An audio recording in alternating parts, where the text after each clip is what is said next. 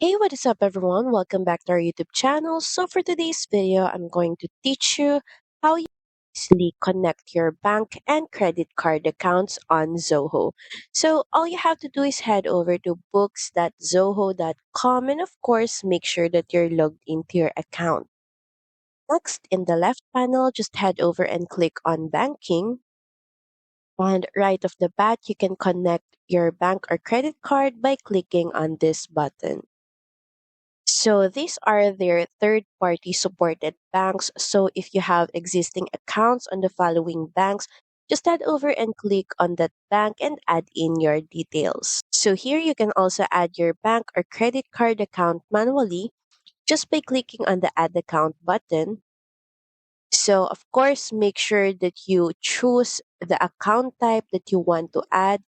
So if you're going to add a bank, just head over and fill in the details such as account name, account code, currency, account number, bank name, bank identifier code, and description. And if you want to add credit card, just head over and switch to credit card and fill in all the details about your card. Then once done, just click on save. So that's pretty much it. Thank you very much for watching this video. I hope that you find this video helpful. And if you do, please don't forget to like, share, and subscribe to the channel.